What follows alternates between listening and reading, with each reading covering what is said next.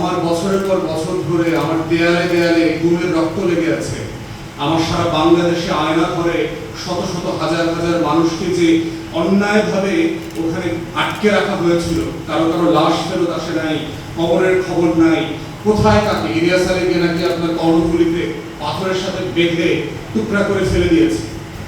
তো তখন এই যে রাষ্ট্রের দেয়ালে দেয়ালে যে জুলুমের রক্ত লেগে আছে, এটা সমাধান কিভাবে হবে? এই রাষ্ট্রের দেয়ালে দেয়ালে যে ময়লা লেগে আছে, এটা আপনি ঝাড়ু কিভাবে দেবেন? আপনার ঘরে যখন ময়লা লাগে তখন আপনি ঝাড়ু দিতে আপনি ঝাড়ু ব্যবহার করেন, আপনার বুয়া এসে হয়তো ঘরটা মুছে দিয়ে যায়, আপনি নিজে একটু ধোয়া মোছা করেন। কিন্তু রাষ্ট্রের দেয়ালে দেয়ালে যখন ময়লা লাগে তখন সেটা ধোয়া পাল্লা করতে হয়, কিন্তু রক্ত দিয়ে ধোয়া পাল্লা করতে হয়, লড়াই করে ধোয়া পাল্লা করতে হয়। আপনাদের ইকরামুল হক সাজি একই রকম ভাবে ওই রাষ্ট্রের যে জুলুমের রক্ত ঘেরা যে ওয়াল তৈরি হয়েছিল, সেই ওয়ালটা ভাঙতে হয়েছে তার রক্ত দিয়ে। শত শত শহীদকে গত জুন জুলাই আগস্টে রক্ত দিয়ে এই দেয়াল পরিষ্কার করতে হয়েছে, রাষ্ট্রের দেয়াল। এবং প্রত্যেকবারই এই লড়াইটা করতে হয় রক্ত দিয়ে। কারণ রাষ্ট্রকে পরিষ্কার পরিচ্ছন্ন করা, সমাজকে ধুয়ে মুছে ছাপ করবার একমাত্র ঝাড়ু হচ্ছে মানুষের মজলুমের লড়াইয়ের রক্ত, তার জীবন, তার প্রাণ। এইটাই, এই জন্য বারবার আমাদেরকে লড়াই করতে হয়েছে। এবং আপনাদেরকে যে এটাই যে লাস্ট ফাইট, এটা আপনি কখনো বলতে পারবেন না। You cannot say that 2024 was the last battle for our freedom and struggle. It's an ongoing process for centuries. এটা চলতেই হবে। এটাই হচ্ছে হক এবং বাতিলের লড়াই, আমরা যেটা বলি, যেটা সত্য মিথ্যার দ্বন্দ্ব বলি, রাইট রঙের যে স্ট্রাগলটা বলছি বিভিন্ন জায়গায় বিভিন্ন ভাষায়, সেই ভাষায় দেখবেন একইভাবে বলা হচ্ছে। হিস্ট্রিতে আসছে লর্ড ক্লাইভ পরবর্তী যখন ইংল্যান্ডে ফিরে গেছেন, 2টা জাহাজ ভর্তি করে শুধু গোল্ড নিয়ে গেছে। একটা চোরের জাতি, চিন্তা করেন, ব্রিটিশ লুটার্স এত পরিমাণ গোল্ড সে নিয়ে গেছে যে তার চুরিকে নিয়ে ব্রিটিশ পার্লামেন্টে ইনভেস্টিগেশনের কমিটি পর্যন্ত হয়েছে। মানে চোররা পর্যন্ত সারপ্রাইজ হয়েছে, how come he managed to loot such amount of gold.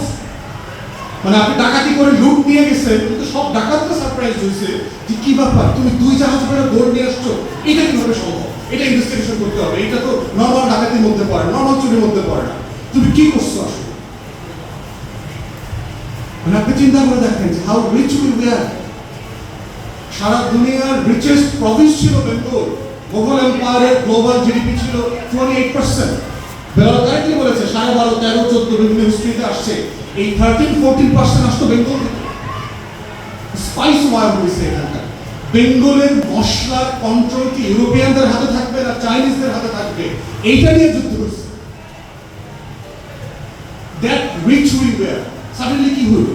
এবং আপনি সিম্পলি ওয়েলদি হতে পারবেন না, রিচ হতে পারবেন না যদি ন্যূনতম 2-3টা জিনিস না থাকে।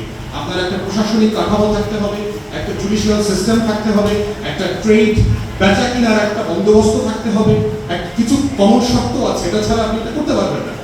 কিন্তু এটা ধরেই নেওয়া হচ্ছে যে once you are the richest in the world, certainly there are provisions of administrations. কিভাবে এটা হয়ে গেল?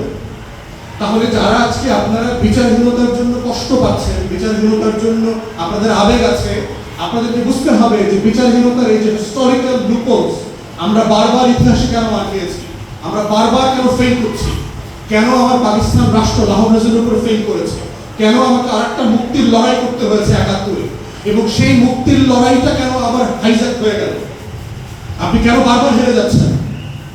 এবং বিচারের ইনসাফের দেখেন আমার সোশ্যাল কন্ট্রাক্টটা কি ছিল 71-এ। যারা স্বাধীনতার ঘোষণাপত্র করেছেন আপনারা দেখবেন যে এই ঘোষণাপত্রে 3টা সেগমেন্ট ছিল।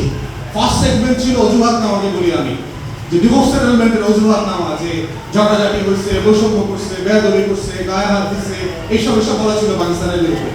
সেকেন্ড সেকশনে ছিল আমার আকাঙ্ক্ষা, আমার স্বপ্নের কথা, যে আমার বানানো একটা ঘর এই রাষ্ট্র থেকে বের হয়ে গিয়ে আমি আর একটা ঘর বানাবো এই কারণে, এবং সেই ঘরটা এই ঘরের থেকে এত বেশি ইনসাফ থাকবে, এত বেশি সুন্দর হবে, it shall be decorated in such a way, in a heavenly way, that people shall be glorifying you in magnifying